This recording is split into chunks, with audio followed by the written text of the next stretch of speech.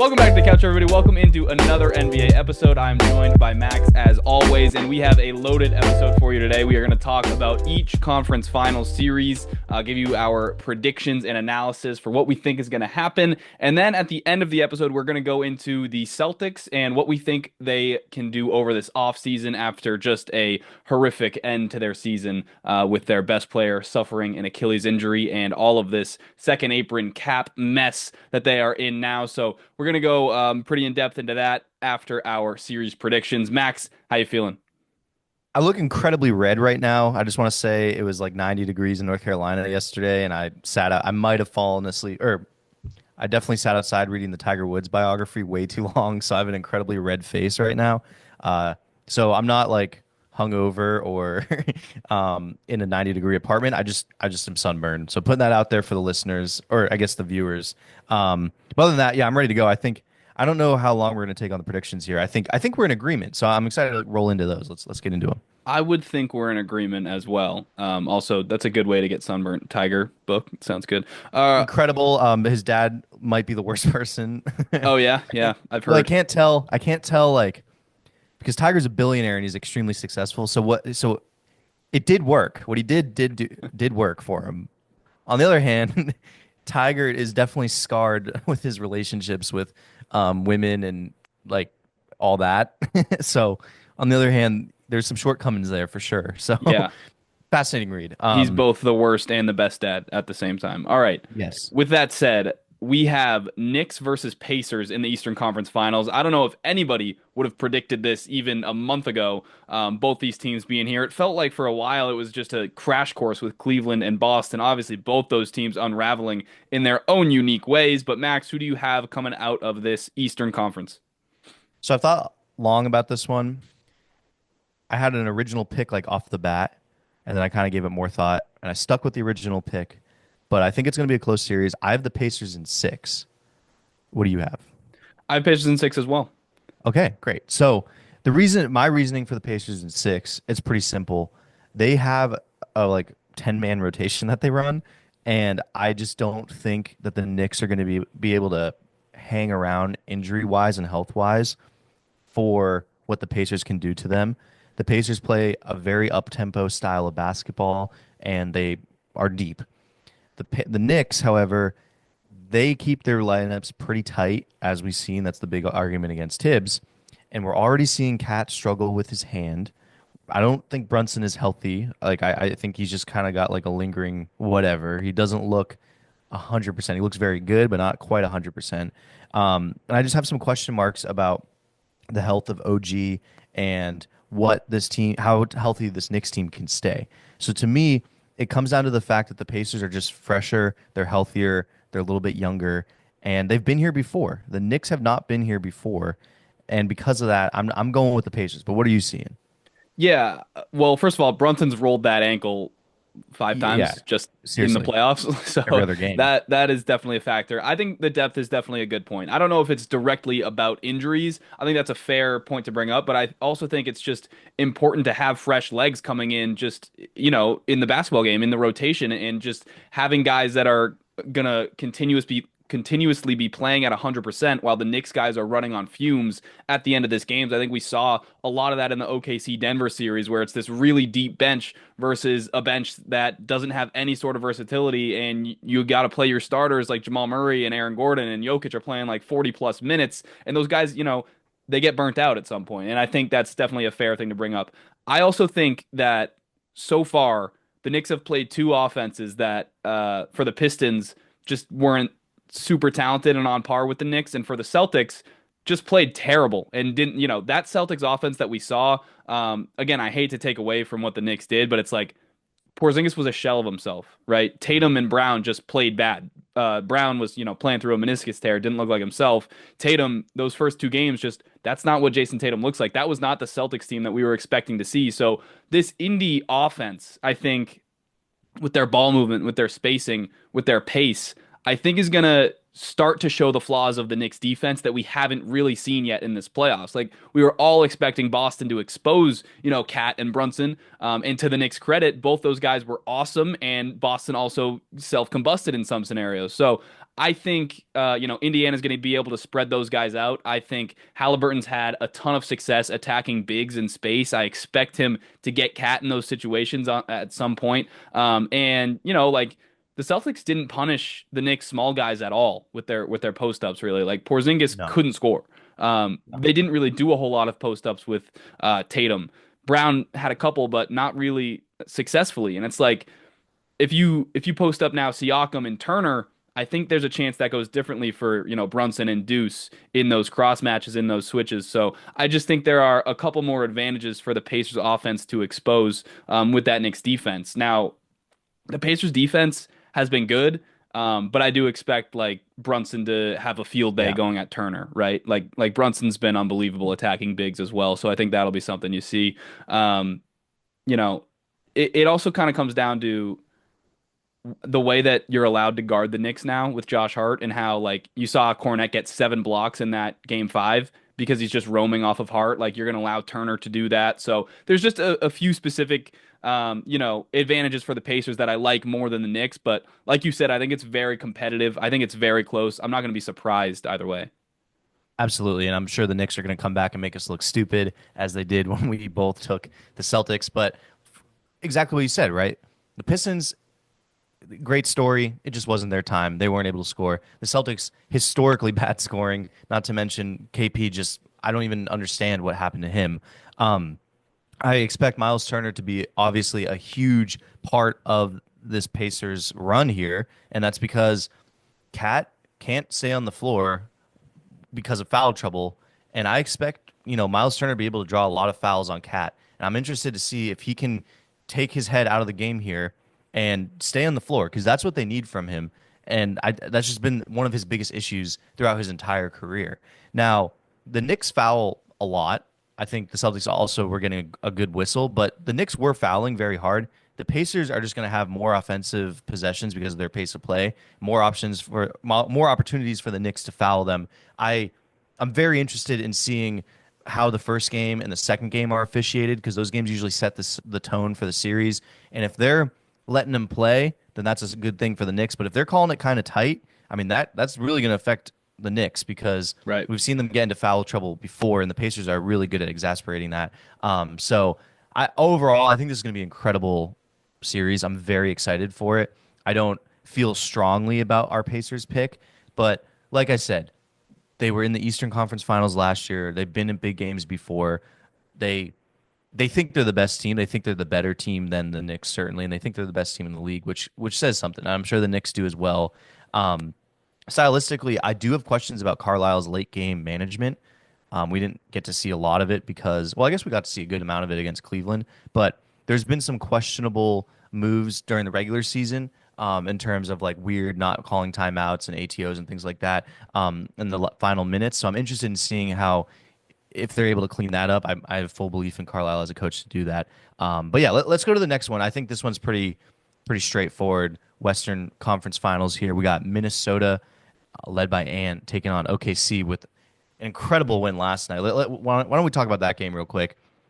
Have you ever seen a defensive masterclass like that? That was absolutely amazing. They take Hartenstein off the floor and they go with Yeah. the 6'5" Alex Caruso on 7 foot 280, best player in the world, Jokic, and he literally denies him the ball the whole game. Like Jokic could not get a touch. He got 9 shots up, and it's not just Caruso. Like they're sending a ton of help on the backside too, but what Caruso did yesterday was absurd. I've never seen anything like it. And I mean, No. the Lakers kind of had that regular season game where they sort of showed the blueprint for like fronting him and stuff like that. But that was that Lakers game plan played to a T with Caruso Absolutely. and all the swarming Thunder players. Absolutely. I mean, I was just fascinated the way he's fronting him in the post, and it's Jokic. It's just the way that he's doing it. Jokic can't break off towards the rim, and it's just the versatility from Caruso where he's normally you don't want to guess on screens, right? Like normally you don't want to jump a screen just in case they slip and roll to the basket. He's jumping every screen and he's making the right reads. He clearly knew everything the Nuggets were trying to do. And that's what happens in 7 games when you're a very smart player. You kind of learn everything the other team's going to do. And that's why game sevens are freaking awesome. But I mean, what they were able to do defensively against Jokic, I'm pretty comfortable in saying I've never seen anything like that. And I think after that game, I think that the winner of that series, in my opinion, was probably the one that was going to go to the finals and probably win it all. I think my pick to win it all right now is the Thunder. I don't know if you meet another team that's going to cause as many defensive issues. I'm trying to think, like Minnesota just doesn't scare me defensively like what Denver was doing, which is crazy to say that going into the playoffs. You would not have expected that. But what we saw from Denver in this 7 game series, I don't think I'm trying to play it off the top of my head here. I'm not sure we're going to see a team that brings that type of defensive pressure against Yeah, SGA and OKC. I would disagree with that. I mean, I think this series is going to be gross. I think it's going to be really low scoring. I think Minnesota's defense is going to do, similar stuff to what the Nuggets were doing in terms of packing the paint, in terms of daring other guys to beat them. Other than Shea, with this series, it's like I don't think Minnesota's going to be able to score. Yeah. So I really just think both defenses are going to really like win over the opposing offenses, and it's going to be gross. But yeah, I am kind of with you. Like the winner of that series was going to be my pick to win the finals too. And I would say like I have OKC in 6 here. Again, I think it's going to be gross, but I do think they have, Shea on their side. They have all this depth. I do think they're going to be able to force Minnesota into some turnovers. I think they'll be able to get out in transition, and, just show their talent advantage over this Minnesota team, which does also have a lot of talent. I mean, we've talked about them a lot. I don't think anyone's surprised that they're here. Edwards is playing great. He's, made a pretty significant playmaking jump compared to where he was last season. I think Randall's been excellent, but it does kind of come back to Hold on. Randall's been better than excellent. Randall has been like he's been better than awesome. excellent. I was complimenting him, and it wasn't enough. Well, yeah, he's no. We got to give him some flowers. He has legitimately taken an extra step and made us eat our words on this trade. I think like what he's doing and what he's bringing offensively to this Timberwolves team is really one of the bigger reasons that they're here, because the rest of this team has not been shooting the ball well at all. I know later on when after Curry went out, they kind of had some better offensive games, but I still don't trust that team offensively as much, especially if Randall is playing poorly. Now that he's playing really well, I think they have a bigger shot or a better shot against OKC. I'm still picking OKC in 6 as well. But I think Randall is a huge shout out to him. I'm fascinated with how they play him this series, because I mean he's gonna be, where he's gonna get to his spots. That's what he's elite at doing. And really it's just about if he can get it to go. I think OKC is equipped better than anyone else to guard him effectively. Right. But like you said, I agree. I think it's gonna be a very messy series, very gross. I feel comfortable in my Thunder pick though.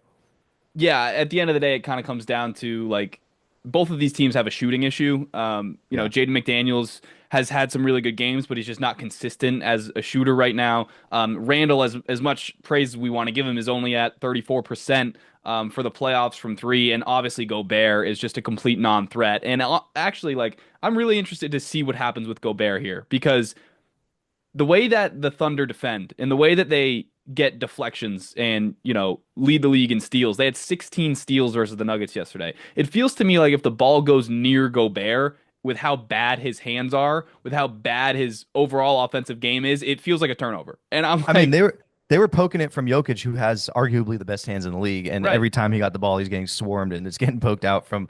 So Gobert, a guy who literally can't catch a ball that's like handed to him. I mean, he can't catch DHOs. Like, I'm not sure. I agree with you. I'm not sure this is going to be Yeah. pretty. I don't think, obviously, they're not going to feed him like Denver's feeding Jokic, and they're not going to give Absolutely. Rudy that type of attention. But it's like, as soon as Rudy puts the ball on the ground on like the short roll or something, like if they just blitz Ant and force Rudy to make a play in the roll, like I feel like it's a turnover. I know that's an Yeah. exaggeration. It's not a turnover every time, but it's just like it could get ugly with forcing Minnesota to turn the ball over. And we'll see, like, if Rudy's offense is that bad and you can't put him on the floor, then all of a sudden your defense takes a big hit. Obviously, that's the luxury of Minnesota is they do have Naz Reid and they have all these different lineups they can go to. So it does get interesting. I don't think it's, super clear cut. I would be surprised if Minnesota won, but I wouldn't be like, how in the world did they do this? Like the route for them to do it is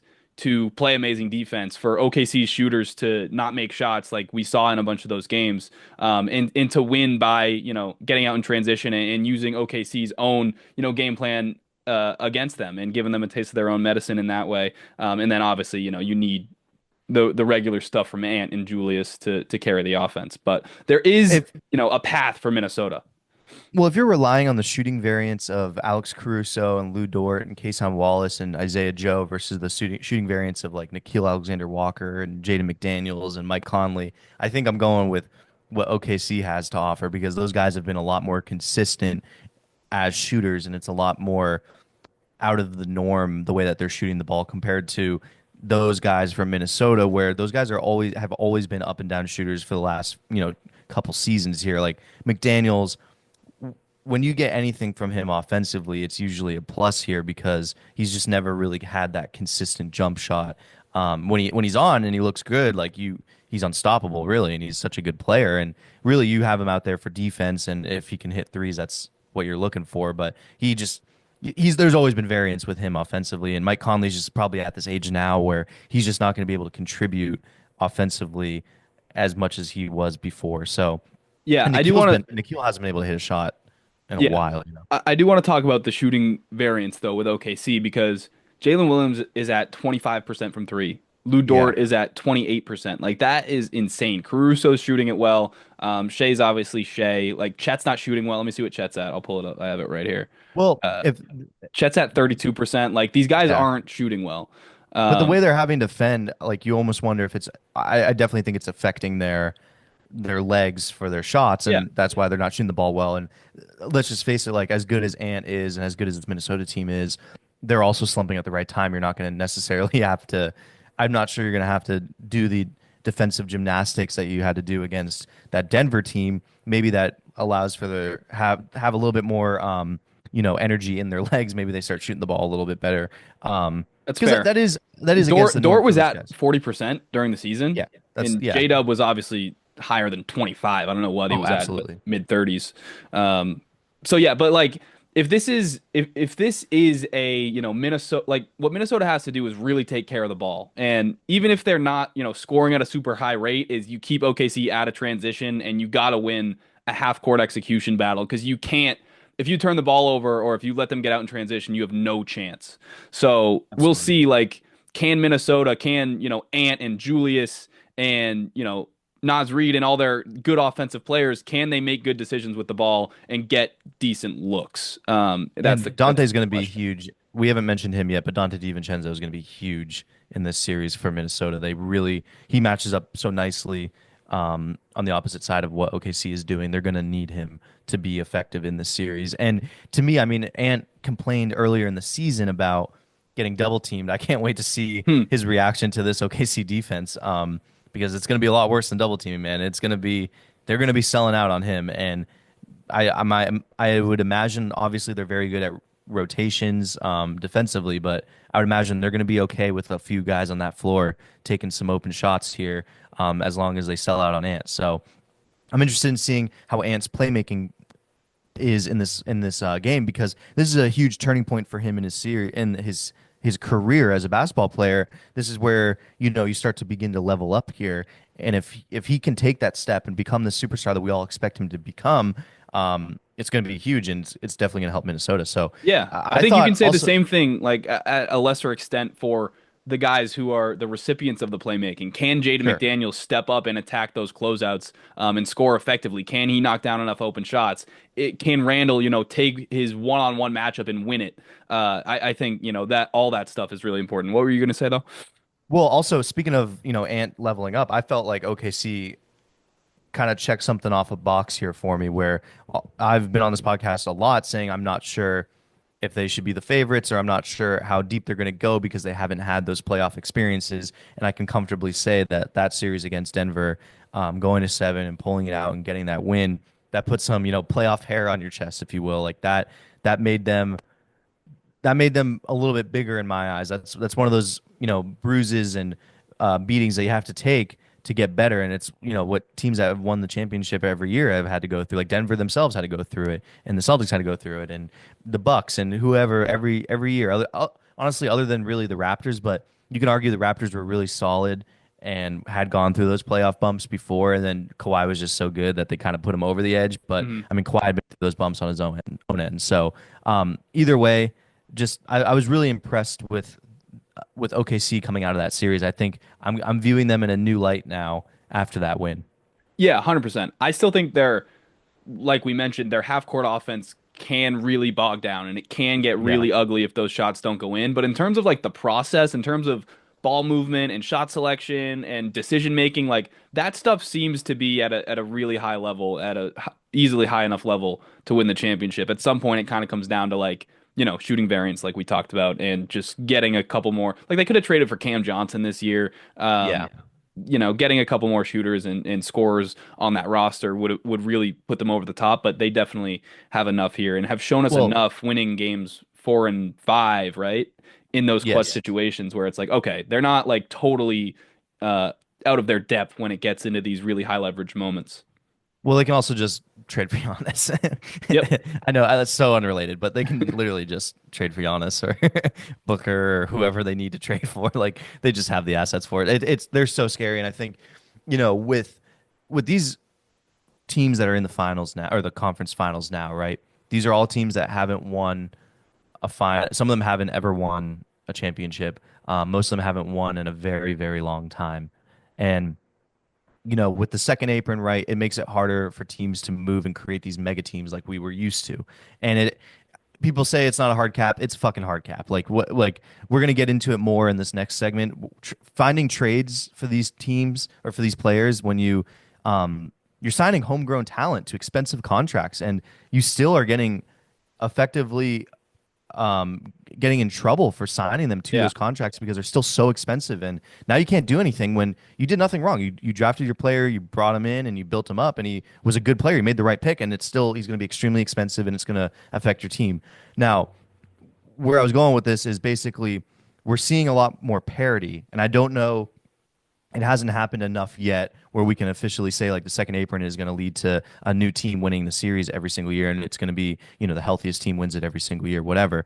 But I think the last team that can feasibly be a potential dynasty would be the Thunder. Now I know I'm saying that way too early before they've even won a title, but if you look at their pieces in terms of age and in terms of what they have coming in the future with assets, they are in prime position to be a contender every single year for the next 5+ years. So while I don't think there are a lot of other opportunities for that, maybe in San Antonio with what they're building, I think it's San Antonio and OKC right now. And I'm not sure who else off the top could really qualify for Yeah. potential dynasty like San that. Antonio also on Giannis watch. Would Devin Booker Sure. be like the most perfect fit in OKC, do you think? Would that be the we're Yeah, gonna win just three straight just now? Devin Booker. Like, we'll upgrade the J-Dub spot with Devin Booker. Yeah. Like, Yeah, oh, okay. cool, fuck, Plop that on. great. Yeah. So yeah, Suns, you traded all your first. Well, I can just give you, 10. It's fine. Want 5 firsts in J-Dub for Booker? That's Like, gonna make us but like seriously though, I mean, repeat. J-Dub, he played well last night, but he's struggled throughout the play. He's kind of slumped here and there throughout the playoffs. I mean, if you're, I'm not, I'm. It feels like I'm always trying to trade off J-Dub, but to me, it's like you literally just trade Booker, J-Dub for Booker, and it's like They such a perfect that's fit. the thing is like they are probably going to win with this version of J-Dub, Yeah, and it's like first of all, what if J-Dub just develops the way that they want him to? Or sure. second of all, what if they just make the crazy trade and then they're even Yeah. better, after coming off a championship? Anyways, you want to get into this Celtics mess? Yes, let's get into it. Okay, so Jordan and I we tasked ourselves with trying to figure out the Celtic situation, because it, I'll be honest with you. Well, actually, I want to hear from you first. How do you feel right now about the next couple years as a Celtics fan, if you will? Okay. I feel I will answer that by saying I feel more optimistic than I think most fans do. But I will also say the Tatum Achilles injury was much more detrimental than I realized in the moment because it sped everything up by a full season. If Tatum doesn't hurt his Achilles, we can still look at that roster and we can say KP had some weird illness. Jalen was playing through this meniscus tear. Drew didn't shoot it well. Tatum had a wrist thing, and we just self imploded against the Knicks. You know what? Let's run it back. Let's front the bill. We'll pay the 550 million with our new owner, and we will be a top tier contender again next season with Drew, with KP, even at their ages, with Al, even at his age. And now that Tatum misses likely all of next season, it's like obviously they're not contending next season. And then you just think to the season after that, is Drew going to be at the level that you need for a championship starter? Horford probably not even going to be close to that level, right? So it just changes a whole lot when you lose that year next year. Now there are moves out there. Like I went through a lot of stuff today where there are, good players available, and I think Drew will fetch us something on the open market if we try to go that route. But yeah, it just like it stinks that we lose basically a full year of contention with this roster. So I feel more optimistic after doing looking through this, which is weird because I don't think we actually found any trades that are like really plausible that actually No, I help will us out. preface this by saying, don't get your hopes up for like some blockbuster awesome trade where you Yeah, hear us say it and you go, "Oh my God, that's the one." Like yeah, it's not out there because it's the it's not. second apron, like Max said. This offseason is about getting under the apron and also retooling for the 26-27 season when Tatum returns. But I'll preface. I'm going to say this. The more I've thought about this, and maybe I'm just coping, I do think it's sort of it's like a blessing in disguise, and I don't want to call it a blessing in disguise, but you know what I'm saying. I do think that there is some positivity that can come out of this, and we called this team, a potential dynasty. Obviously, we were not. However, if you look at what happened in Golden State, who I'm going to rely heavily on, they had a really solid team, probably one of that's an understatement. They had an elite team, probably one of the best teams ever assembled. Kevin Durant tears his Achilles, and they have to retinker on the fly for the next few years. Then they end up in a finals again where they beat the Celtics and win another championship. Well, I'll add to that. What you missed there was Steph missed a year in there. I think he missed Absolutely. the what 2020 season 21, or 21 season, whatever it was, 21. I think it and was they end up 21. with a really high lottery pick, and they whiffed on the pick, and they Yes. still got back to the championship and won it. Yes. And I was going to, yes. So I'm glad you said that part. This is the opportunity for us to retool in a way that needs to happen. The assets that we had paid for are aging out. Like we paid for them because it was the cost of winning that championship. It was the cost of doing business to sign Derek White and Drew Holiday and Kristaps Porzingis to the contracts that we signed them to.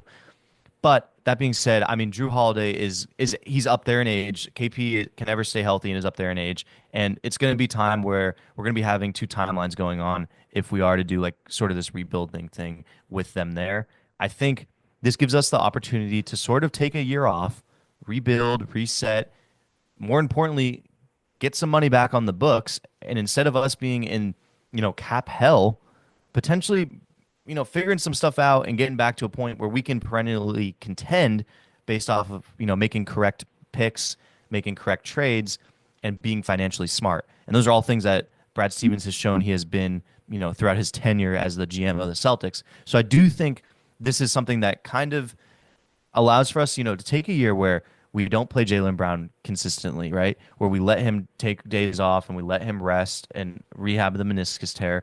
Obviously, Tatum, the whole thing with Tatum is we need him to come back and be Tatum.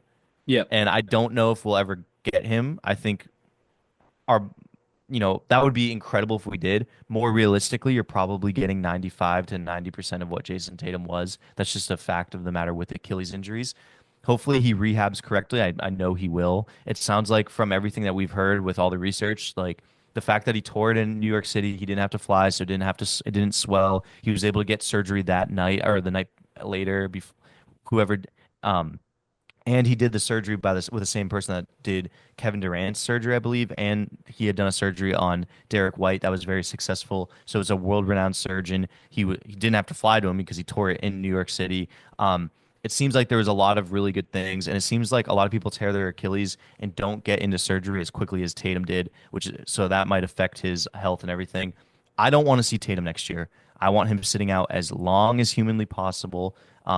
And playing coming back for next year because I think the more rehab and the more rest, then that's the more important. And I don't see why we would try and even be good next year. If I'm us, I'm thinking we take the year off, we try and sell some parts, retool, retinker, and get ready for the next year. But after that spiel, let's take a quick break and we'll actually get into the trades themselves. All right, we're back. We're going to dive into some of these trades. I basically came up with a bunch of trades for Drew, for Porzingis, and for Sam Hauser. Those are the three contracts that you would think the Celtics are going to be looking to move this offseason. Maybe they don't move all three. Maybe they only move two. Maybe they only move one. I think it's pretty likely that they move at least two, maybe three, and just get under this apron and give themselves flexibility. But Max, I will give you my first trade for Drew Holiday. I want to talk about it first from the Boston perspective. So tell me if you would do this if you were the Celtics. We send Drew and our 2026 first round pick to Dallas. Okay. They send us back Gafford and Jaden Hardy. And then for the contracts to work, Dallas would also have to send out Klay Thompson and to the Brooklyn Nets. And then I think each team would probably have to send a second rounder to Brooklyn just to, reward them for taking on that Klay contract. Maybe only one team has to send a second. But basically, the deal is Drew to Dallas, Gafford and Hardy to Boston, Klay to Brooklyn. Does Boston do this deal? If they trade Drew, it's going to be a deal like this, where, I mean, Hardy, we like him, right? He plays really hard. Not any play off of his last name, but and then Gafford we do like. I think the problem with this one is Gafford isn't expiring, and I do like having an expiring on the books, but he is looking to to sign something big this year. And that's where it gets kind of murky for me because he's been kind of vocal about wanting to get paid a lot of money here. That's just something that you're not going to get from Boston right now. So I do like the trade. I think if you are Dallas, this is exactly the type of person you're wanting to bring in is Drew Holiday. You need a point guard right now because Kyrie also tore his Achilles and is going to be out for a while. So you absolutely want someone like Drew Holiday in the building. I do think this trade absolutely makes sense for Dallas. As for the Celtics, I do like the trade. I'm a little worried on the Gafford aspect of it. I like. Okay, your let me other change trade it. here. If it's Lively, is it a absolutely yes? Yes. Okay, I agree. I would do this either way. I think I get what you're saying with the Gafford expiring. I think Boston would be the perfect place for him. A guy who's that valuable, a guy who wants to be on a contender, to re-sign with Boston after that expiring contract and Tatum coming back. I think that would be a great fit. The thing here is like sending that 2026 first to Dallas could be a really valuable pick. Mhm. But I think it's worth it to get a guy like Daniel Gafford and to kind of retool that roster to get ready for Tatum's return. I don't love the first either. I agree with you on that one. That's where it gets a little iffy. Like, say Tatum comes back and he's just not the same, and the moves they made were like kind of around the corners to bring in really solid role players, and it just doesn't work out. And then you look up and you don't have your first that year. I think that's where it gets a little tough. Yeah, So I agree, but in theory I do like this trade. I prefer the Lively one. I just don't think Dallas gives up Lively right. unless they Well, do give up Lively to bring in Gafford to pay Gafford. right. And maybe you have to throw in another pick if it's Lively. But if we even tweak it more and say, maybe with Gafford, with Lively, with Cooper Flag now, with AD, maybe Brad can convince them like you don't need all these guys. Like I'm not giving you Yeah. all that much for Gafford, and maybe it's Drew in a couple seconds or something like that. Mhm. So maybe you don't have to give up a super valuable first. Maybe it's a first, later on. That's not the 2026 first. But I think regardless, I would do this deal and get Gafford in the building and get ready for that 2027 season. But let's go to the next one. This Let's well, say real quick, the moves that are going to happen with Drew Holiday are just not going to move me unless you're either getting a player that we really like back or you're saving money. And I I think on mean, I this do one, really like Gafford. I really like Gafford. I like Lively more than Gafford. I do like Gafford though. But I don't know. Like I'm picturing him under the Joe Mazzulla scheme, and it just doesn't fit as well as you would think for someone as good as Yeah. Gafford. I don't see him. I just don't see Joe playing him because of his lack of ability to space the floor. I mean, obviously, Keita has played and Cornette has played before, but those guys are slightly better spacers. And no, they're not. But you know what I'm saying. Like they don't play a ton. I'm just a little worried about his Well, lack of playing here. okay, so a couple things. For the record, this deal would save about 12 million for the Boston Absolutely, books. Should have I mentioned love that. that. So that is a big part of it.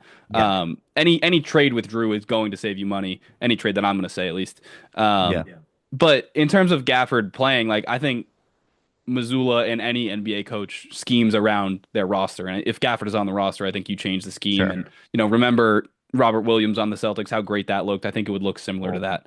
So, Sure. all right, let's go to the next one though. Let's say, for whatever reason, Dallas says no to that deal, or maybe Brad Stevens doesn't like my hypothetical. Another one I have: Drew to the Clippers, Chris Dunn, Derek Jones Jr., and Drew Eubanks to Boston. And then again for the contracts, Bogdanovich and a second would go to Brooklyn. This also saves about $12 million. So the Clippers end up with Drew upgrading that Dunn, Derek Jones Jr. spot. Boston ends up with those two defenders and Eubanks. Again, Boston fans, you're not going to be blown away here, but this does save us money and it does get us a I couple love good this one. players. I would be very excited. I freaking love this one. This one is my favorite. I love Derek Jones Jr. and Chris Dunn. I like Eubanks. He's probably not going to play very much, but I love this trade for us. It saves us great money, and I love bringing in those two wing guys that fit what we like to do here, where it's like very toolsy wing defenders, but also people that can score as well. Now, granted, they're both streaky shooters, but I've always really loved Dunn and Derek Jones Jr. as prospects. So to get them on the team, I'm happy with this one. I really like this trade.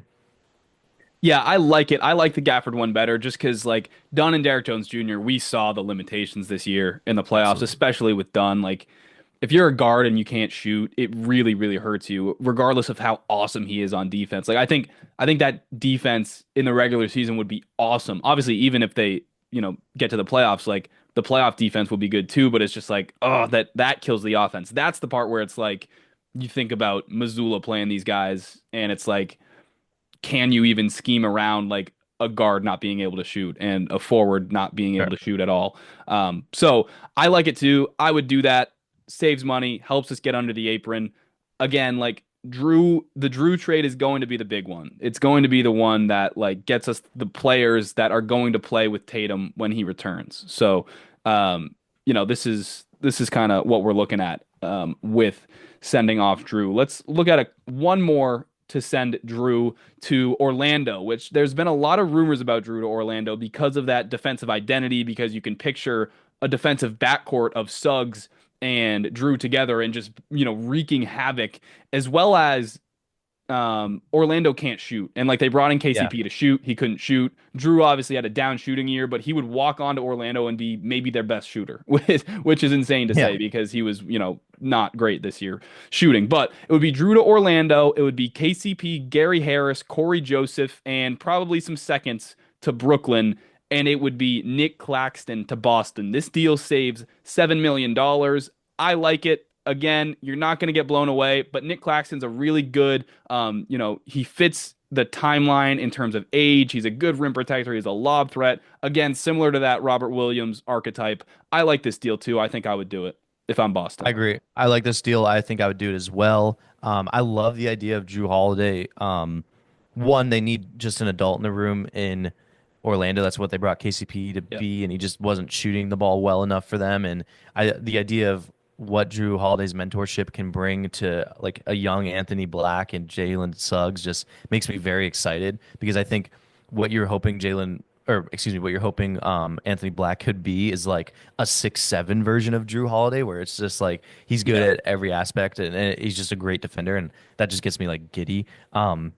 And that's really cool there. And then in terms of what they're getting back, like Claxton and saving money is just what you need because I mean, obviously they have great wings, but you need to shore up that defensive big lines there, and that's exactly what Claxton does for you. So I see why every team in this does that move. I mean, for Brooklyn, it just makes you worse. I don't, and you get picks, but like Yeah, at this Brooklyn would point, need picks. That's it. yeah, that's really why I would do it. And also I just love like they need a point guard in Orlando, so Drew can absolutely kind of Yeah, run the offense there and you would definitely see Drew basket in shooting. in a bit more of a creation role. Yeah, Obviously, he'd be off the ball a bunch because of his age, but yeah, he would definitely be running the show a little bit. And then I just just want to say yeah, I yeah. don't want to trade Drew Holiday.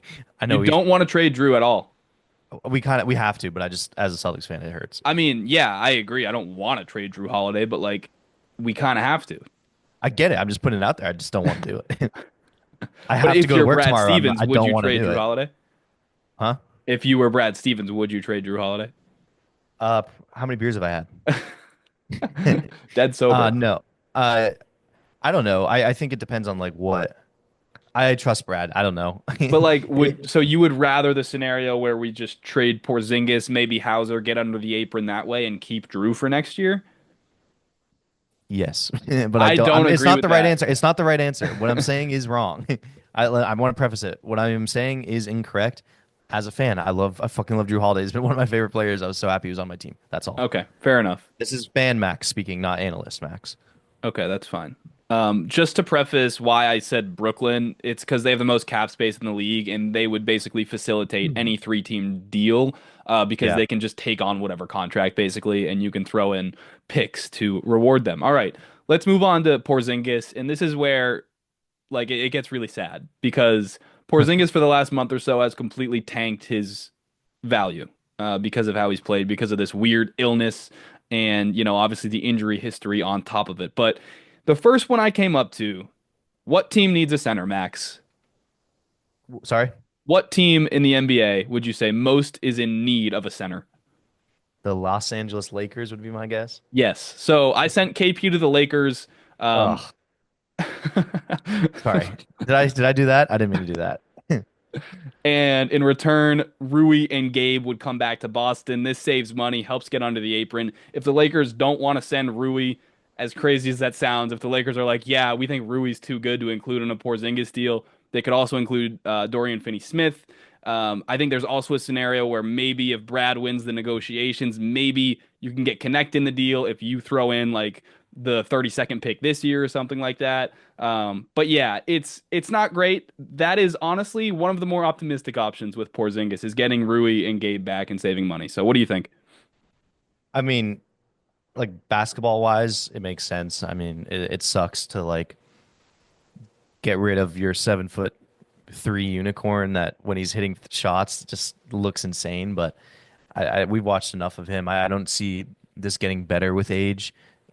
We were texting the other night, and it's like you're scared of him injury wise all the time, like regardless. Like there's not a player since Robert Williams where every time he was in the air, I was just like, oh fuck, please don't hurt yourself. And then to add on like a mystery illness that they can't cure.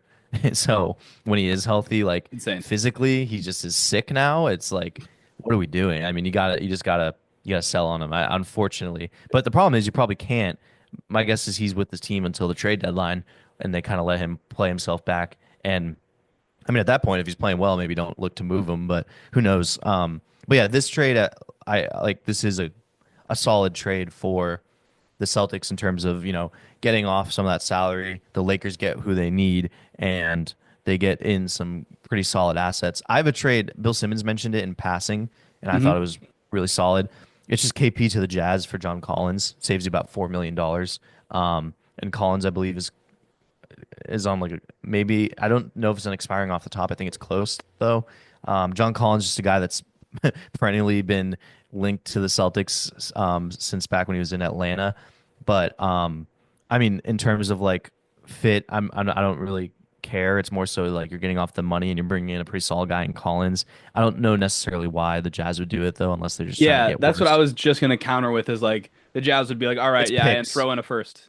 And it's Yeah, like, yeah. fuck, now we're attaching picks to Porzingis just to get John Collins. Like, I totally get it, but I just Yeah. pulled it up. Porzingis shot 31% from the field in the playoff. So it's also like you don't have a ton of negotiating power here Oh, when I you're get it. trying to Yeah, sell off I'm with you. Porzingis. I I'm did with see you. one from Nick NBA, who I follow on Twitter, he covers the Celtics. I think he's in like it's called Celtics Film School or whatever, and I don't know, he makes YouTube videos too. So he had a trade where it's KP and a lottery protected first to the Jazz, which brings back Colin Sexton, and he had KJ Martin coming back to Boston. It would also work with Taylor Hendricks instead of Martin. I really like this one. I almost think it's kind of unrealistic to get a player as good as Dude. Sexton, but man, would that make me happy.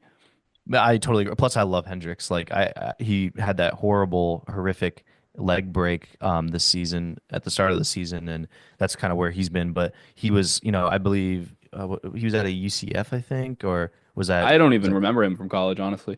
I always get him mixed up with Jarris Walker. I believe Jarris Walker went to Houston and Taylor Hendricks went to UCF. Yeah, he did go to UCF.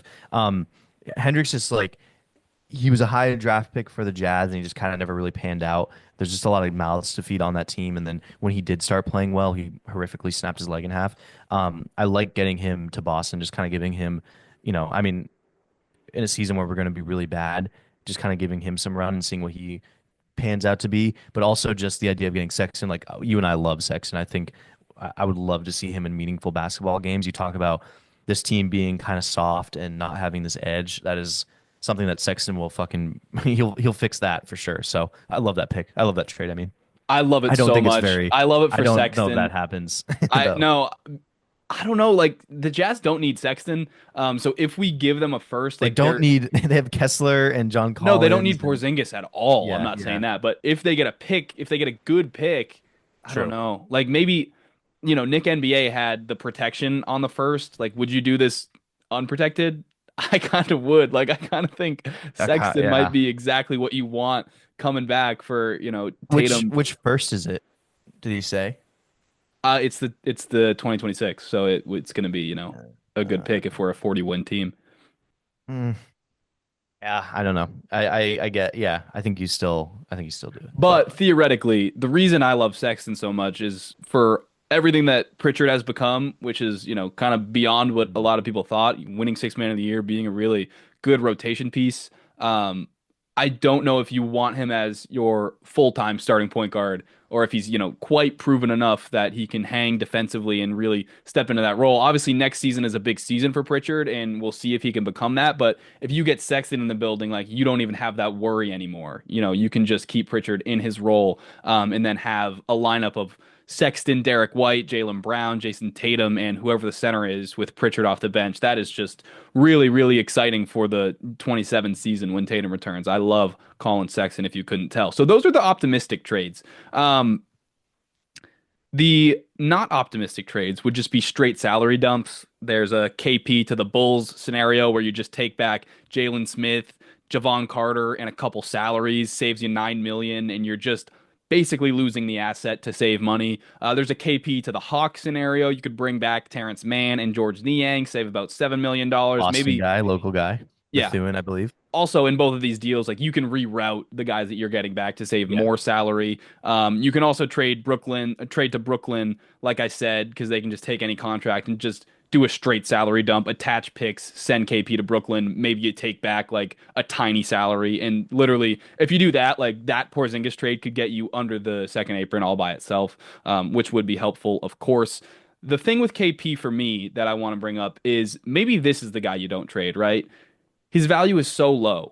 If those optimistic trades that we talked about, if those other teams aren't willing to do them, if the only option is to dump the salary and lose a borderline all-star player for nothing, like maybe you just keep him. Maybe you get under the apron with Drew and with Hauser trades, and maybe this illness goes away. He plays great next season. Maybe you re-sign him for when Tatum comes back, or maybe, like you said, if he's playing well during the season, maybe you can ship him off before the trade deadline. So I think there is a world where it's smarter to keep KP rather than trade him. It just totally depends on what deals are out there.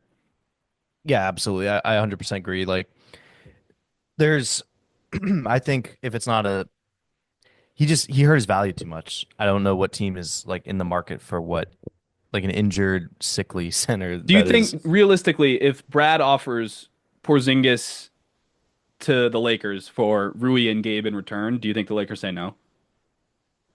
Do I think the Lakers say no? For Rui and Gabe, that's it. Yeah. No, I don't think they. I think they say yes. You think they do it? So I mean that would be a decent move to me is to save money and bring back a real, starting level player in Rui. I don't Sure. know. I don't know if the Lakers say yes to that. Like KP really damaged his. Yeah, I get. Well, I guess it would have to be like what the other offers are. Like what other center could they get? If they could get another center, right? Yeah, if they can get someone else, I mean, you're probably going there. But the market, like, this is not a good free agency class, and I just don't think the center availability there is open. I mean, I don't know who you're bringing in to fill up that hole effectively. So I get, yeah, I think they say yes, but it depends. Let's go to Hauser. So to me, I do think there's potential where Drew and KP don't get moved. I think Hauser's gone. Like he's gonna basically his contract jumps up to 10 million after this year.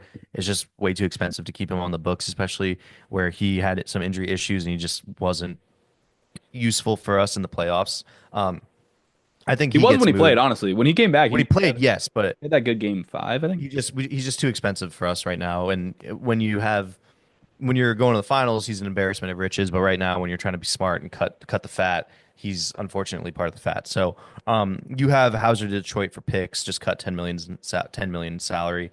I like that move. I think like it's something that Detroit probably looks at, especially with who they have. Are you really expecting what's his face to shoot like he did last Well, year? so And that's why I had this. So the trade is just straight up Hauser to Detroit. The Celtics get no players back, but they get maybe a second rounder, maybe it's two second rounders, and they just cut that salary. But the reason I had that is because both Beasley and Tim Hardaway are free agents, and yeah, it's like yeah, if they test the market, Beasley could get a bag. Tim he Hardaway, probably will. Tim Hardaway, like, I'm sure those guys want to go back to Detroit, but it just sometimes happens where the money doesn't work. And we've seen like it is so valuable to have shooters around Cade now that I think Hauser would be a really good fit there. And if you can just cut salary like that and get a couple seconds back, I think that's a really good way to do it. I also wonder if Schroeder re-signs with Detroit. Does Marcus Sasser have a ton of value there? Maybe we get a good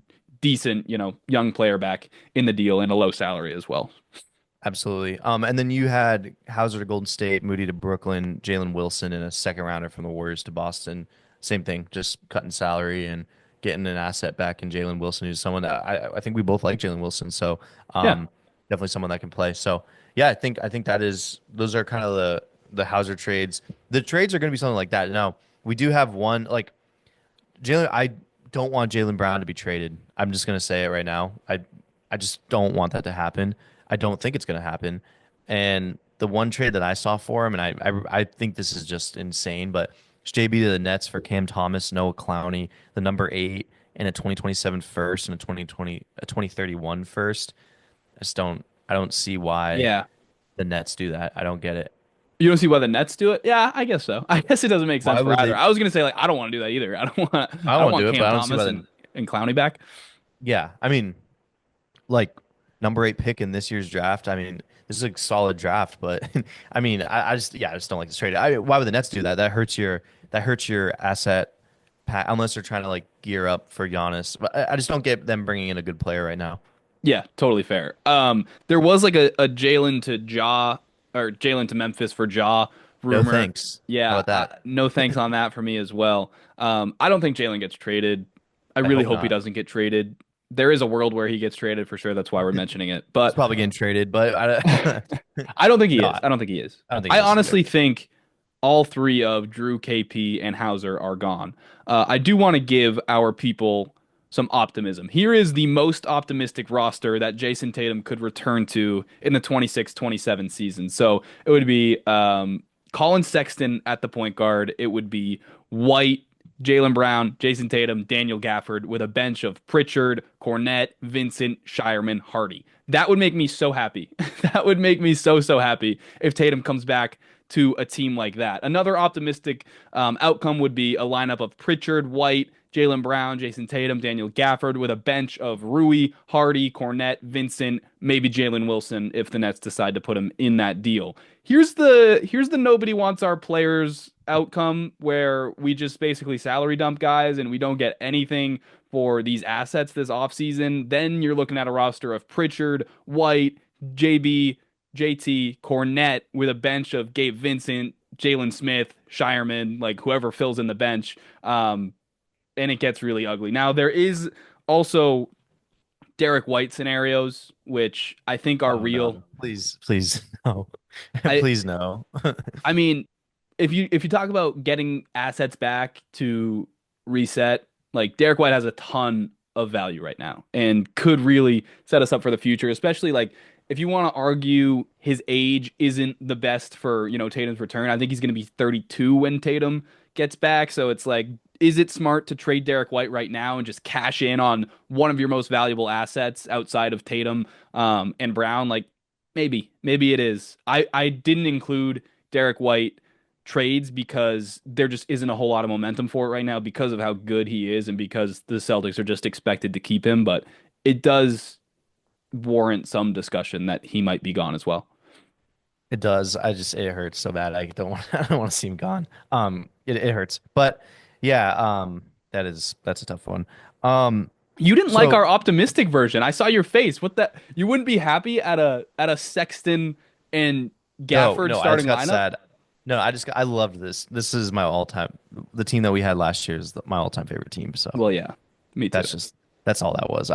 You're right. Like Pritchard, White, JB, JT, Gafford, Rui, Hardy, Cornette, Vincent. Little small, but I love the.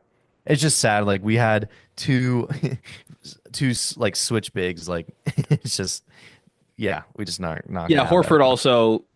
Yeah, I'm not Horford expecting being him to gone. be at a playoff contributing level when Tatum returns. I think he'll, play limitedly next season and Yeah, maybe stays on the roster as a bench guy, as a locker room guy when Tatum comes back. But he honestly looked old in this year's playoffs. I think at best, like you could have hoped for a decent playoff run out of him next year, but the year after that, uh, it just, it's tough. It's tough. My face was just because we're coming. To win finals. It's the championship window, and our window just closed for a year, and it could stay closed, or we it could could be kind of closed for multiple for sure. yeah, we could definitely. We're not very far from going all the way back to 2015 again and having to start. That So I it's just, don't agree with. We still have I Tatum and know Brown. I'm yeah, you're right. You're right. We still have Tatum and Brown. It's just the idea like if Tatum comes back to that team and he's like 90% of Tatum, and it's just like oh Yeah, then fuck. they're a second round exit again. Yeah, and it's just perennial second round exits, and then you just kind of start from scratch and you bunker down and wait for Cooper Flag to come. So. You'll be there. You'll get here eventually. Yeah, I I feel mean, it in my bones. if Nico stays in that position, I think Cooper Flag should be a Celtic one day. Sure. Okay. Anything else on the Celtics team? I don't, My final words. Okay, Celtics yeah. fans, this was worst case scenario this year, 100%. But this offseason could be exciting. It's going to be sad to see Drew go if he goes. It's going to be sad to see KP and Hauser go if they go. But Brad Stevens is an amazing GM. He also has picks to deal with. Like the Celtics have some real ammo to retool here.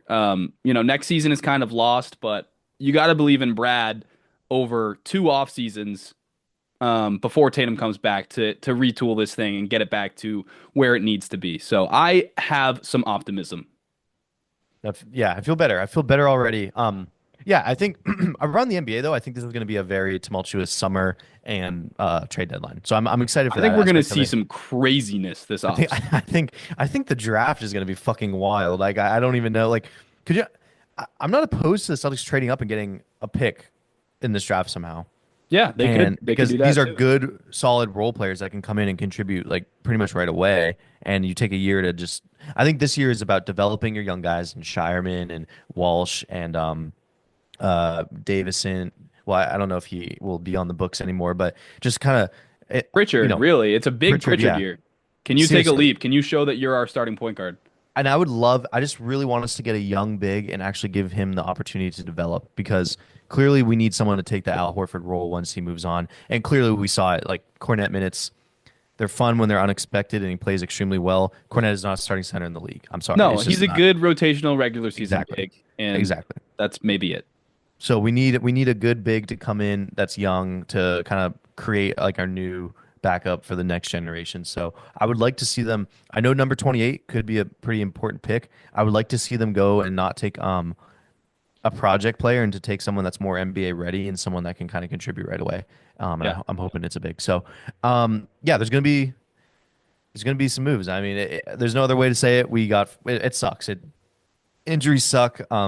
It sucks that Tatum was probably the most durable star, and for him to just go down in such a way, it's just such a blow, man. I don't think there's any other way to put it. So, but not to end on a down note, this was a good episode. We love you all. We thank you for listening. We'll be back on Sundays as per usual, kind of recapping some of the games that we'll have seen.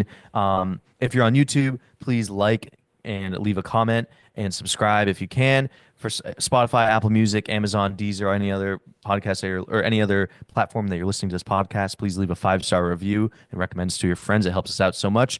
Check out Jordan's TikTok in the description as always. Click the link tree in our description. It's got everything there. Thank you all for listening. We love you all, and peace.